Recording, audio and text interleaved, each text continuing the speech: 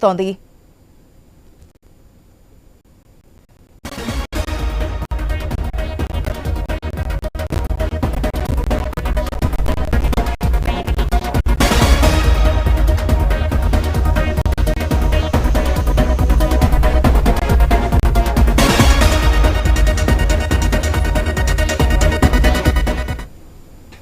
ఎజెండాలో పలు కీలక అంశాలున్నాయి. ఆంధ్రప్రదేశ్ ప్రతిపాదించిన గోదావరి బనకచెర్ల ప్రాజెక్ట్, తెలంగాణ ప్రతిపాదించిన వాటిలో పాలమూరు రంగారెడ్డి డిండి ఎత్తిపోతలకు అనుమతుల అంశాలను ఎజెండాలో చేర్చారు. శ్రీశైలం అట్టడుగు స్థాయి నుంచి పక్క బేసిన్ కు నీటిని మళ్లించడానికి చేపట్టిన ప్రాజెక్టును నిలిపివేయాలని ఆంధ్రప్రదేశ్ కు సూచించడం, కృష్ణా ట్రిబ్యునల్ 2 ఎదుట తెలంగాణ వాదనలను ఆమోదించాలని ఏపీని ఒప్పించడం, ఉమ్మడి ఏపీలో చేపట్టిన ప్రాజెక్టులకు తెలంగాణ నీటిని వినియోగించుకునేలా సహకరించడం ఈ అంశాలు ఎజెండాలో ఉన్నాయి. ఇక బేసిన్ అవసరాలను నిర్ణయించడం, పక్క బేసిన్లకు నీటిని మళ్లించే విషయంలో నిష్పక్షపాతంగా వ్యవహరించాలని కృష్ణా బోర్డుకు సూచించడం, వీలైనంత త్వరగా టెలిమెట్రీలను ఏర్పాటు చేయడం పైన చర్చించనున్నారు. తుంగభద్ర నీటి మళ్లింపునకు సంబంధించిన అంశాలు, శ్రీశైలం ప్రాజెక్టుకు సంబంధించిన అంశాలపై చర్చ జరగనుంది. ఇక రాయలసీమ ఎత్తిపోతలపై ఏపీ ఎన్జీటీ ఆదేశాలకు కట్టుబడి ఉండేలా జలశక్తి శాఖ చూడడం, ఎన్జీటీ ఆదేశాల ప్రకారం పనిచేసి తర్వాత అనుమతులకు పర్యావరణ మంత్రిత్వ శాఖను సంప్రదించడం, ఎన్జీటీ ఆదేశాల ప్రకారం పనిచేసేలా కేఆర్ఎండ్బి ఆంధ్రప్రదేశ్ కు ఆదేశాలు ఇవ్వడంపై చర్చించనున్నారు. ఇక శ్రీశైలం కుడి ప్రధాన కాలువ సామర్థ్యాన్ని పెంచకుండా నీటిని నిలువరించడం, గోదావరి ఇచ్చంపల్లి అనుసంధానం, ఇచ్చంపల్లి కావేరి అనుసంధానం ద్వారా 148 టీఎంసీల నీటి మళ్లింపును చేపట్టడం, ఇచ్చంపల్లి నుంచి తెలంగాణ 200 టీఎంసీల వరద నీటిని వినియోగించుకునేలా అనుమతించడంపై సమావేశంలో చర్చ జరగనుంది. ఛత్తీస్గఢ్ తో సమ్మక్క సాగర్ అంశాన్ని పరిష్కరించడం, తుమ్మడిహెట్టి వద్ద బ్యారేజ్ నిర్మించి ప్రాణహిత చేవెళ్ల చేపట్టేలా మహారాష్ట్రతో ఒప్పందానికి కేంద్రం సహకరించడంతో పాటు ఏఐబీపీ కింద నిధులు ఇచ్చి ప్రాజెక్టు పూర్తయ్యేలా చేయడం ఈ అంశాలపై తెలుగు రాష్ట్రాల సీఎంలతో కేంద్ర జలశక్తి మంత్రిత్వ శాఖ చర్చించబోతోంది. రైట్, ఈ రోజు నిజంగానే బిగ్ డే అని చెప్పొచ్చు. బనకచెర్ల ప్రాజెక్టుకి సంబంధించి ఒక కీలక అప్డేట్ అయితే రాబోతుంది అనుకోవచ్చు కేంద్ర జలశక్తి శాఖ నుంచి. ఎందుకంటే 2 తెలుగు రాష్ట్రాల సీఎంలకైతే అజెండా ముందే పంపించింది. కానీ తెలంగాణ విషయానికి వస్తే ఇదే ప్రధాన ఎజెండా అయితే కనుక మేము రావని చెప్పి కరాఖండిగా చెప్పేశారు. సో ఇంకా ఎజెండాలు చాలా ముఖ్యమైన పాయింట్స్ ఉన్నాయి. ఇటుపక్క ఏపీలో కూడా నైట్ నుంచి కూడా సంప్రదింపులు జరుపుతున్నారు జలశక్తి శాఖ అధికారులతో, అదేవిధంగా నీటిపారుదల శాఖ అధికారులతో చర్చలు జరుగుతున్నాయి. ఈ రోజు 11 గంటలు కూడా మరొకసారి సమావేశం అవుదామని చెప్పి ఏపీ సీఎం చెప్తున్నారు. మరి ఈ రోజున ఒక క్లారిటీ వచ్చే అవకాశం ఉందా? అప్డేట్స్ మా ప్రతినిధి కాంతి ద్వారా తెలుసుకుందాం. రైట్, గుడ్ మార్నింగ్ కాంతి. బనకచెర్ల ప్రాజెక్ట్ ఒక రాష్ట్రం కావాలంటుంది, ఒక రాష్ట్రం వద్దంటోంది. మాకు భవిష్యత్తులో నష్టం చేకూరుతోంది అని చెప్పి తెలంగాణ చెప్తోంది. లేదు, సముద్రంలో కలిసే వాటర్ని మాత్రమే మేము ప్రాజెక్టులోకి తీసుకుంటున్నామని చెప్పి ఏపీ చెప్తోంది. దీనికి సంబంధించి ఈ రోజు క్లారిటీ వచ్చే ఛాన్స్ ఉందా?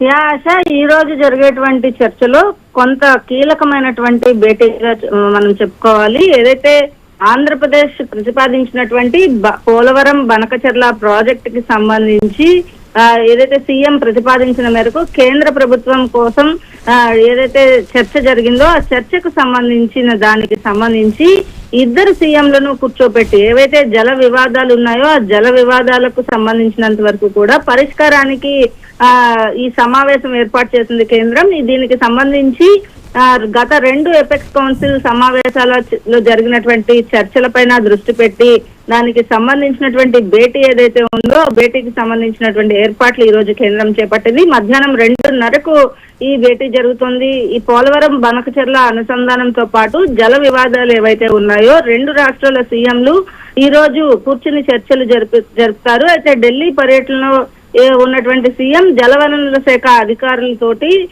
రాత్రి 11 గంటల వరకు కూడా సమావేశమయ్యారు. ఈ భేటీలో కీలకమైనటువంటి నిర్ణయాలు, ఎజెండాలో ఏ అంశాలు చర్చించాలి అనే అంశాలు, వీటికి సంబంధించినటువంటి రాష్ట్ర వాదనలు ఏంటి, వ్యూహం ఏమిటి అనే అంశాలపైన కూడా చర్చ జరిగినట్లుగా తెలుస్తా ఉంది. దీనికి సంబంధించి పూర్తిగా ఆంధ్రప్రదేశ్ కి సంబంధించినంత వరకు కూడా పోలవరం బనకచెర్లతో పాటుగా మిగిలిన అంశాలు ఏవైతే ఉన్నాయో రాష్ట్రానికి సంబంధించి ఇరు రాష్ట్రాలకి సంబంధించి రెండు రాష్ట్రాలు విడిపోయినప్పుడు ఉన్నటువంటి ప్రతిపాదనలు ఏవైతే ఉన్నాయో వాటిలన్నిటికీ సంబంధించినటువంటి విషయాలన్నిటిపైన కూడా ఈ రోజు చర్చ జరుగుతుంది. అయితే దీనికి సంబంధించి అంతర్రాష్ట్రాల జలవనరుల శాఖ విభాగం ఇంజనీర్లతో కూడా సమావేశం ఏర్పాటు చేసుకున్నారు. అలాగే పోలవరం బనకచెర్ల ప్రాజెక్టు ఏపీ ప్రతిపాదిస్తే తెలంగాణ ప్రతిపాదించిన వాటిలో పాలమూరు రంగారెడ్డి దిండి ఎత్తిపోతల అనుమతులు, శ్రీశైలం అట్టడుగు స్థాయి నుంచి పక్క బేసిన్ కు నీటిని మళ్లించడానికి చేపట్టిన ప్రాజెక్టును నిలిపివేయాలని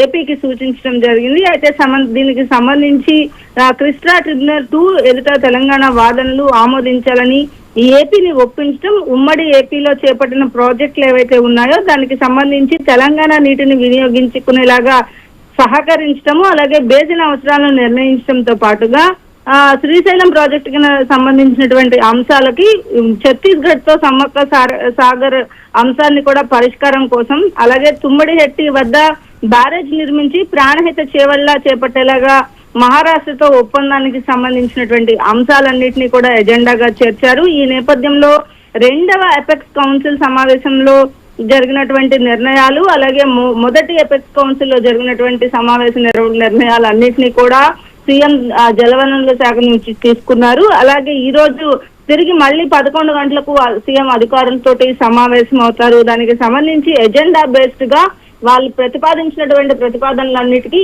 ఏపీ వర్షన్ ఏంటి అనేది వివరించడానికి సీఎం రెడీగా ఉన్నారని చెప్పాలి. అయితే ఈ రోజు జరిగేటువంటి ఈ రెండు రాష్ట్రాల సీఎంల మధ్య జరిగేటువంటి భేటీ ఆంధ్రప్రదేశ్ కి సంబంధించినటువంటి ప్రాజెక్ట్స్ లో ఒక పెద్ద క్లారిటీ వచ్చే అవకాశం ఉంది. నీటి వివాదాలకి ఒక చెక్ పడే అవకాశం ఉందని చెప్పుకోవచ్చు. ఆశ. Right Kanthi, thanks for the update.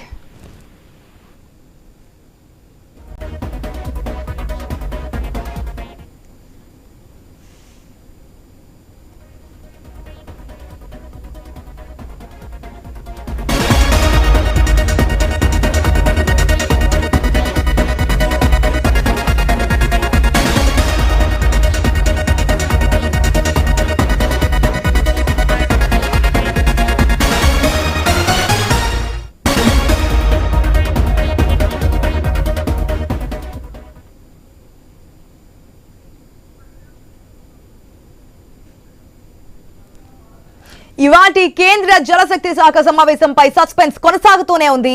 ఈ సమావేశానికి తెలుగు రాష్ట్రాల సీఎంలను జలశక్తి శాఖ ఆహ్వానించింది. బనకచెర్లపై చర్చ అవసరం లేదని తెలంగాణ ప్రభుత్వం ఇప్పటికే స్పష్టం చేసింది. బనకచెర్లపై చర్చకు రాబోమని లేఖ రాసింది.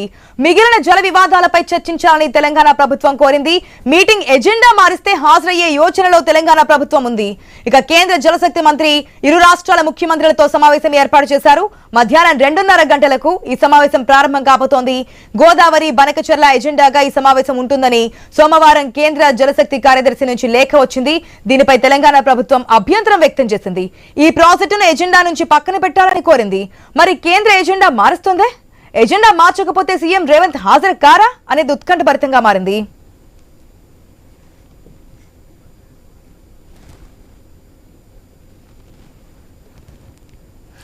ఇవాటి కేంద్ర జలశక్తి శాఖ సమావేశంపై సస్పెన్స్ కొనసాగుతూనే ఉంది.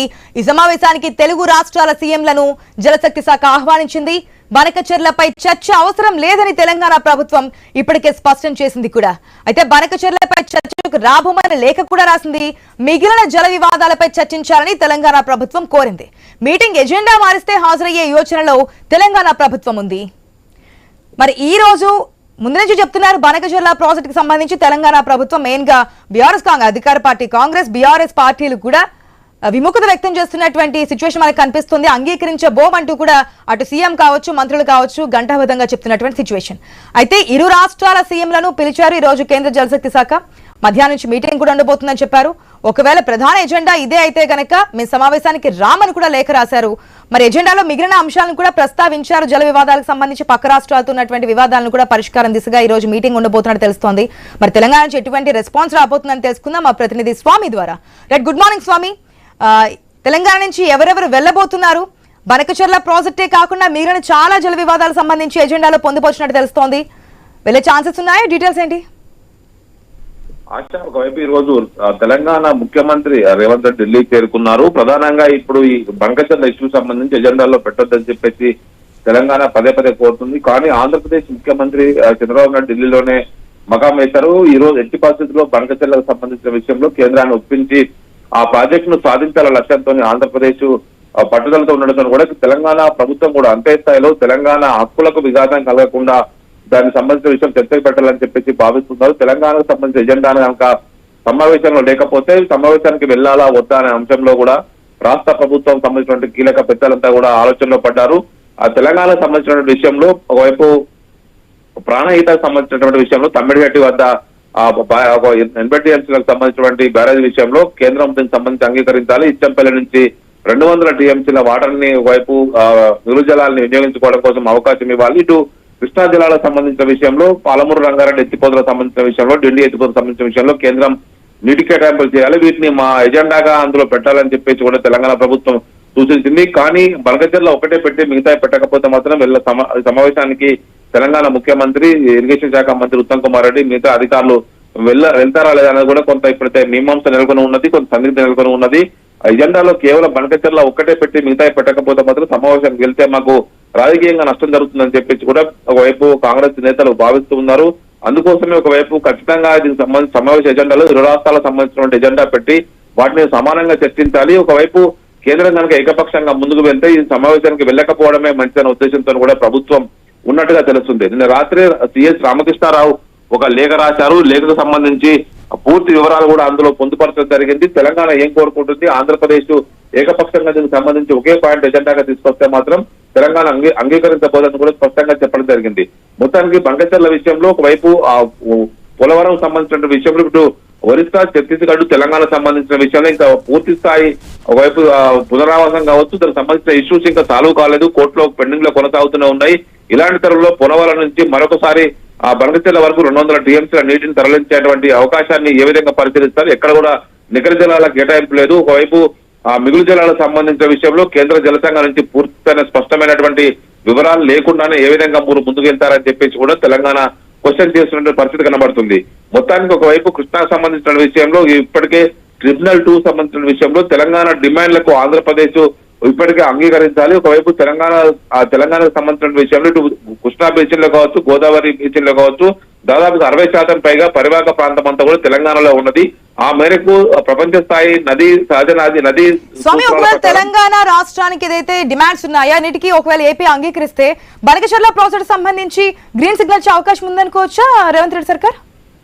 అంటే ఇప్పుడున్న పరిస్థితుల్లో ఏపీ సర్కార్ తెలంగాణ డిమాండ్లకు ఏ మేరకు అంగీకరిస్తారో చూడాలి. ఇప్పటికే బంకచెర్ల విషయానికి వస్తే కనుక దానికి సంబంధించి ప్రీ ఫీజిబిలిటీ రిపోర్ట్ పైన కూడా తెలంగాణ అభ్యంతరం వ్యక్తం చేస్తుంది. పూర్తి స్థాయి ఒకవైపు డిపిఆర్ లేకుండానే నీటి జలాల కేటాయింపు లేకుండానే ఆంధ్రప్రదేశ్ ఏకపక్షంగా ముందుకు వెళ్తుంది అనేది కూడా తెలంగాణ అభ్యంతరంగా ఉంది.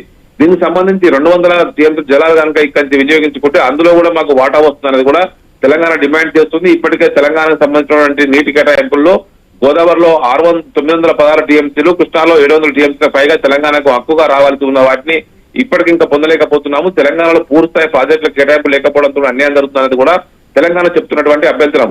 కానీ మీరు అన్నట్టు ఆంధ్రప్రదేశ్ గవర్నమెంట్ కనుక తెలంగాణ డిమాండ్ అన్నిటి కనుక ఒకవైపు అంగీకారం తెలిపితే కనుక ఈ సమస్య మరొక టర్మ్ తీసుకునే అవకాశం కనబడుతుంది.